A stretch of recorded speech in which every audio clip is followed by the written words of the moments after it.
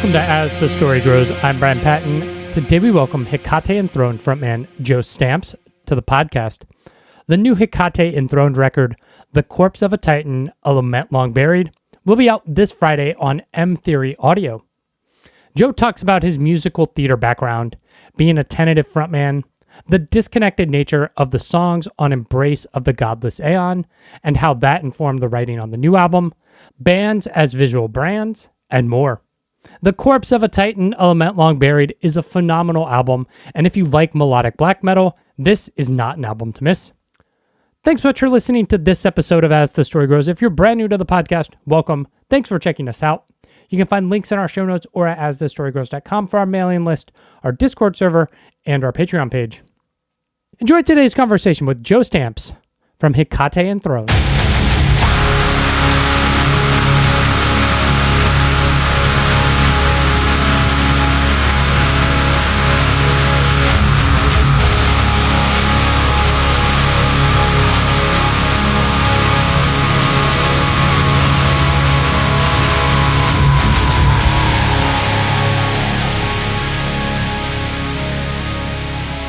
Looking kind of at your bio, you're originally from Sheffield. Is that where you still live, or are you closer to the band? And it's where I still live now. Yeah. Nice. What's Sheffield like? I've never been there. I know there was Sheffield's famous for synth pop, right? Like the electronic music. Yeah. There's quite a bit of that. I mean, pulp in particular is kind of like what I grew up on, but it's big, grey, industrial working class city. It's not really a tourist destination or anything like that, but it's got its charm, definitely. What was kind of growing up like for you? Just like normal kid stuff? I was very quiet. Yeah. Very introverted. I still am to an extent, even though I scream my head off in front of people for my own enjoyment. But I grew up on the outskirts of Sheffield, and there's this real sort of dichotomy between the nature out here in this little village where I live and just the industrial kind of side of the city as well.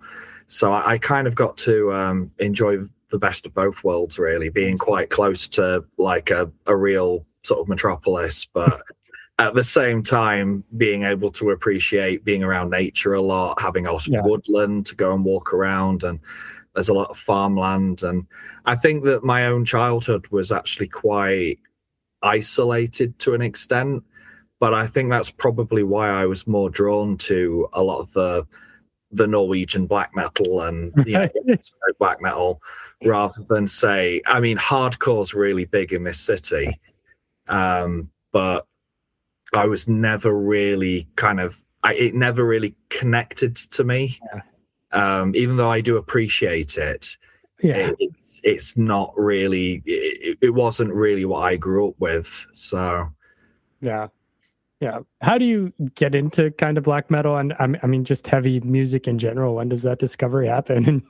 Oh God, I think that I was around the right age when nu metal really hit, but bands like Slipknot were kind of like my gateway into that. But I think going back even later, I was always into the dark pop music. So I think the first cassette I ever bought was Shakespeare's Sister.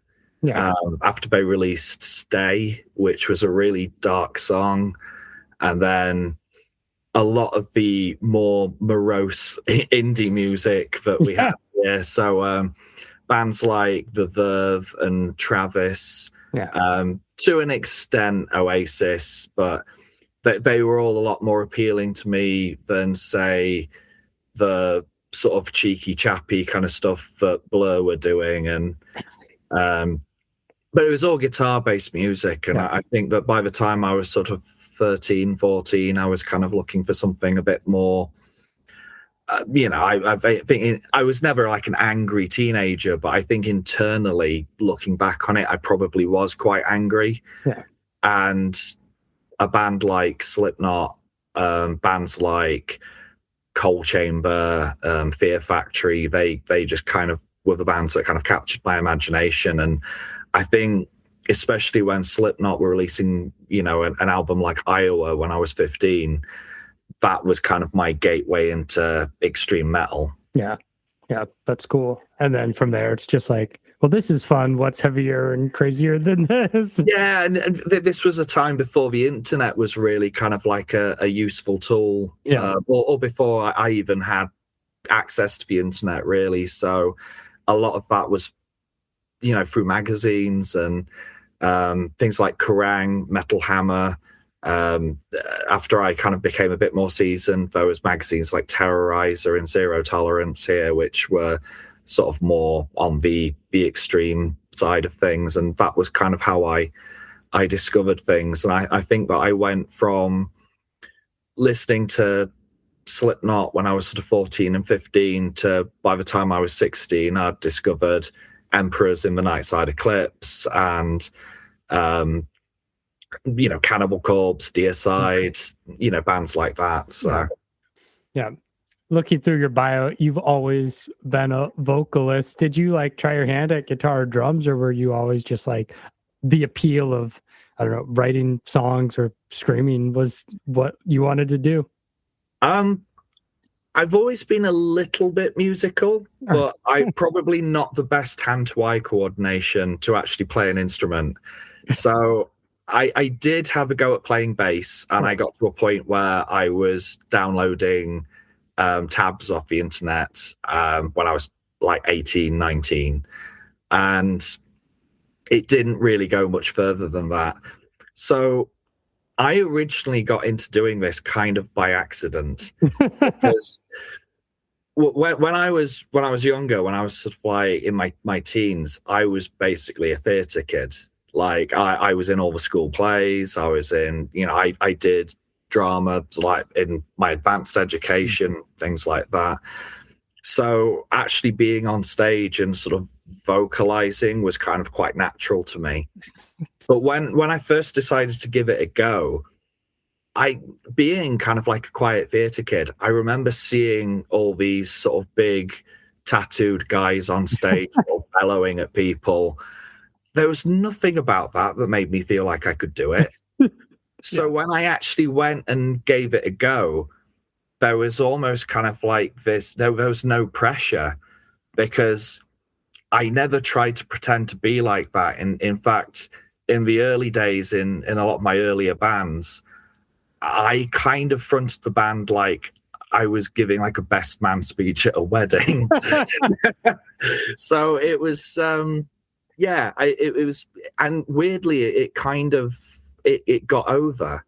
Yeah. It worked because I think it was authentic. And I think if I'd have tried to play the role that I felt I was meant to play, it wouldn't have worked. So I sort of ended up being like an idiot savant. I wish I could sort of like now say that this was all planned, but it wasn't. It just worked out.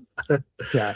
It's funny that it's like you didn't really think you could do it trying to play this role, as opposed to being like, seeing the theatrics of it, being like, oh yeah, I'm on stage all the time. I can wear costumes and makeup and whatever. Like, because that could have been the route too. Just like, I'm a theater kid. It makes sense to like put on some scary makeup and a costume. Yeah, and to be fair, like a lot of my earlier bands, there was no sort of theatrical element to it really. And I was always sort of drawn to black metal because of like the isolation aspect and things like that. And I've always sort of liked the atmospheric black metal a lot more than say the corpse painted sort of evil kind of stuff. But I mean, when I first started doing it, it was just kind of like you know, let's have a go at this, let's see how it is. And then I think as doors started to open, I just kind of happily wandered through them just to see what was on the other side. And then all of a sudden, like I was in a band, I was in Hecate Enthroned. I'm walking out on stage at a festival in another country, and I'm like, how on earth did this happen?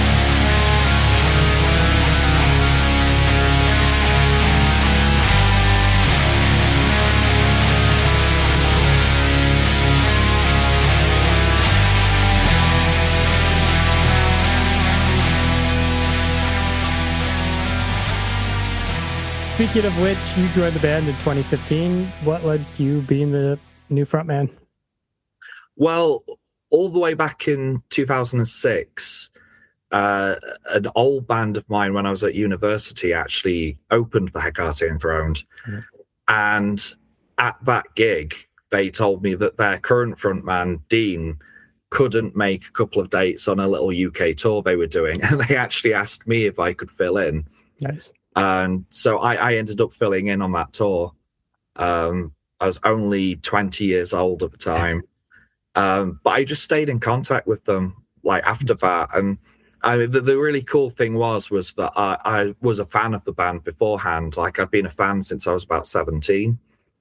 So when they needed a vocalist again in 2015, I think I messaged Andy, the guitarist, and said, "Hey, do you fancy giving me a tryout?" And it just worked out from there. Yeah. And I think because I'd had a relatively consistent relationship with them as well, like over the last sort of few years, sort of 9 years at that point, they knew that they were going to be able to get along with me very well, and that there was, the transition into the band was going to be quite easy. Yeah.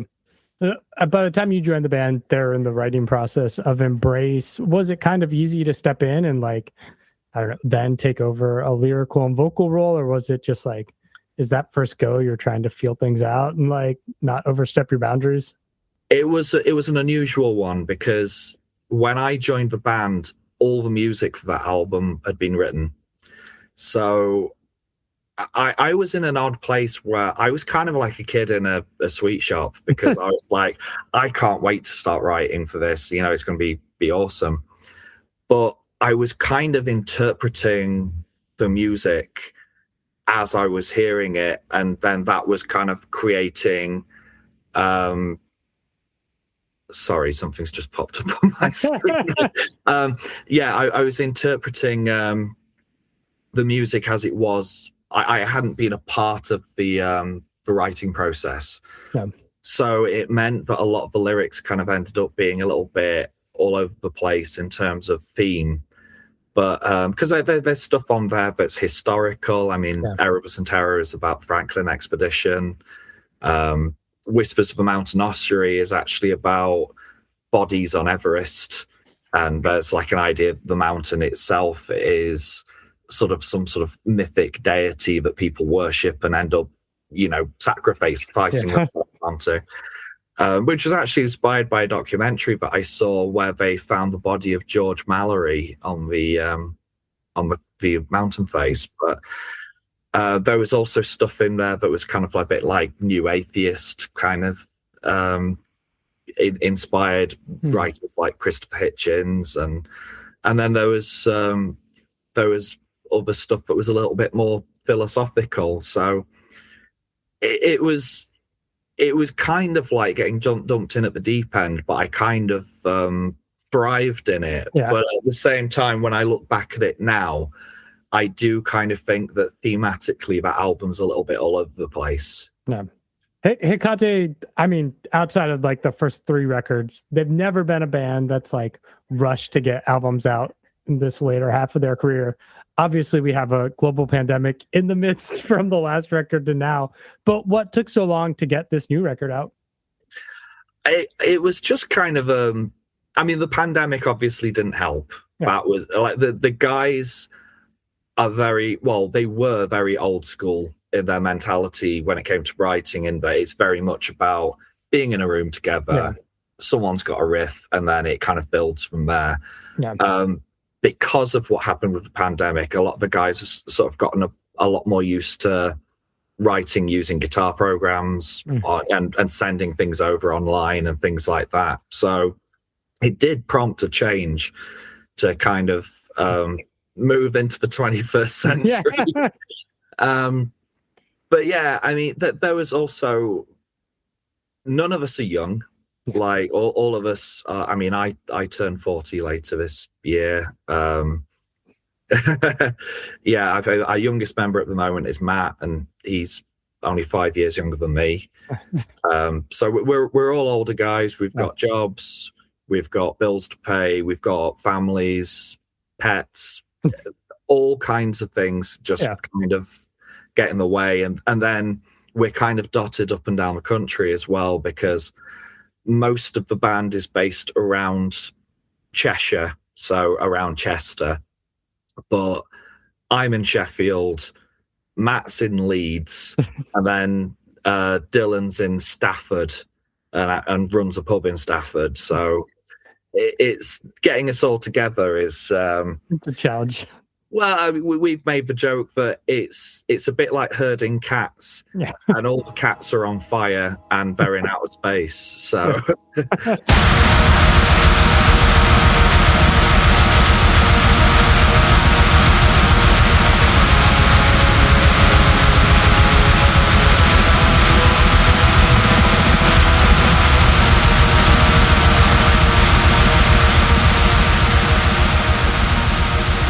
This album's called The Corpse of a Titan, a Lament Long Buried. You didn't pick a short title at all.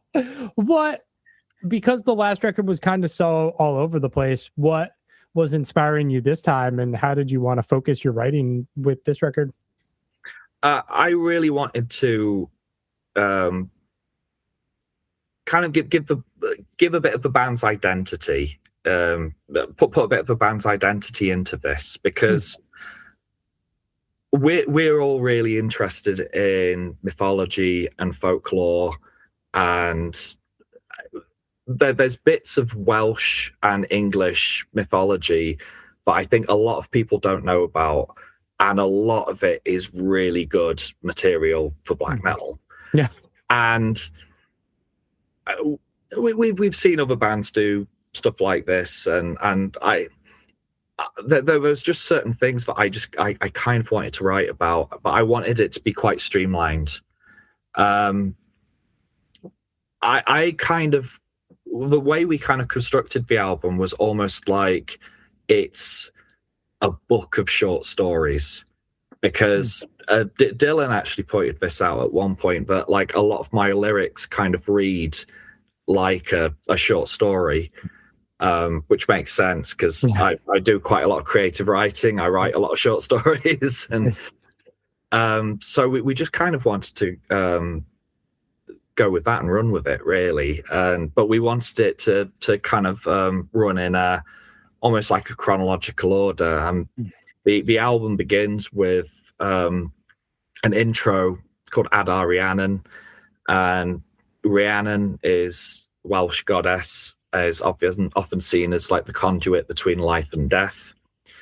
And Adar Rhiannon are the three birds that are said to be able to lull the living to sleep and raise the dead with their voice. And so it begins with Spirit Stir within our ancestors' tombs, which is very much about the ancient dead rising and marching through a town, basically.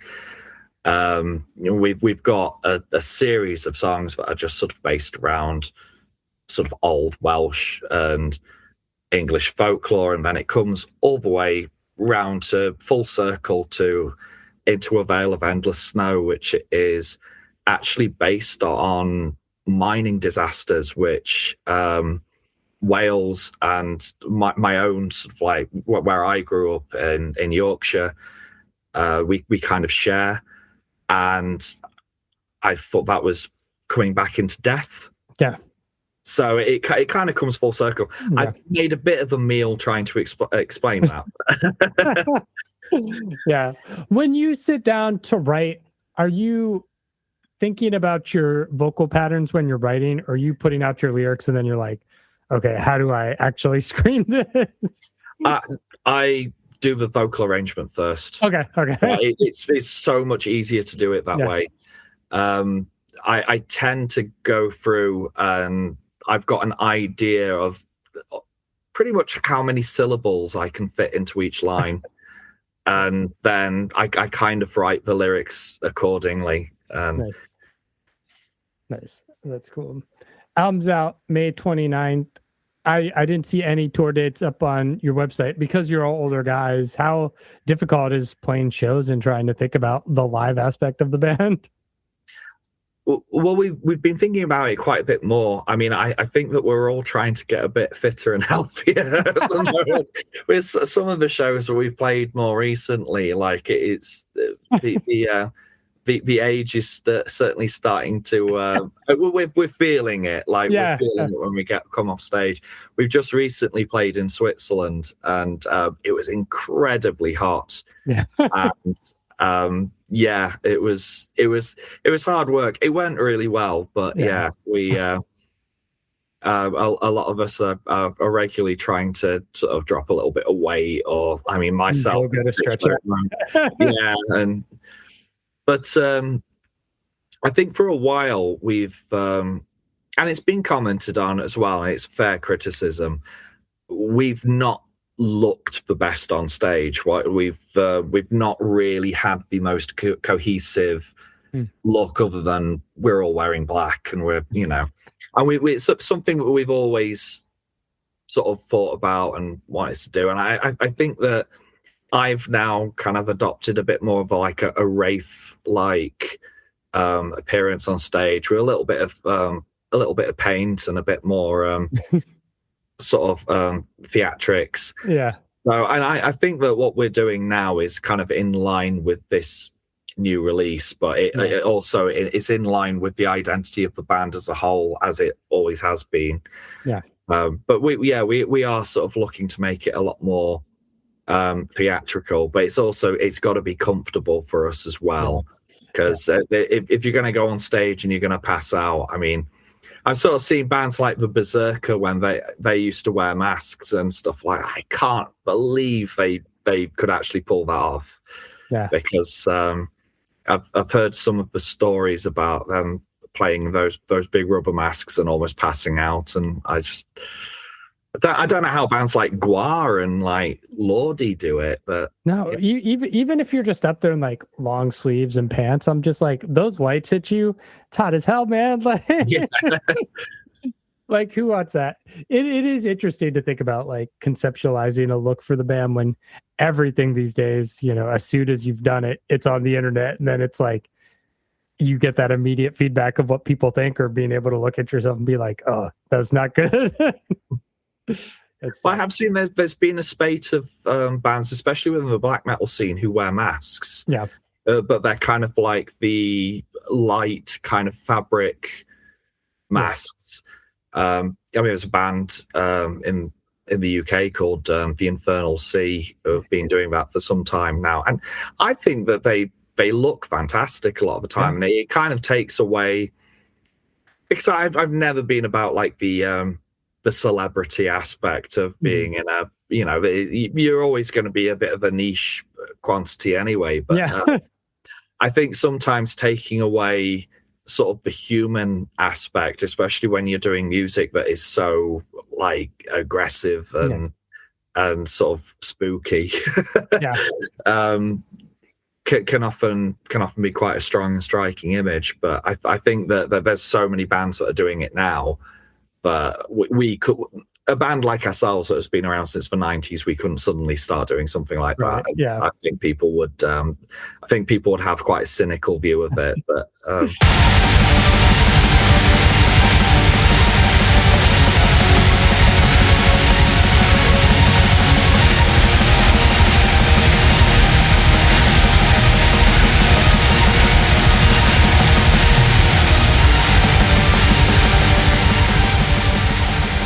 it's taken 7 years. One of the things that I'd like to say is that we are adamant that it's not going to take that long again. Like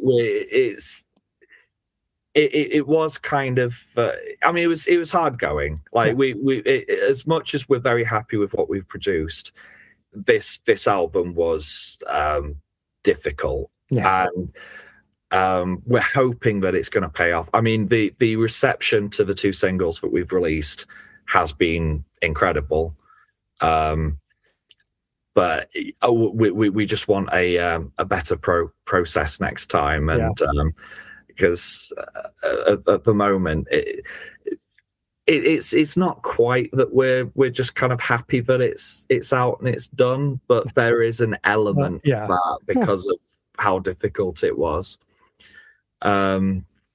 But yeah, we really appreciate the reception that it's had so far. We hope people really like it. I'm incredibly grateful to some of the people who have actually helped out on it as well.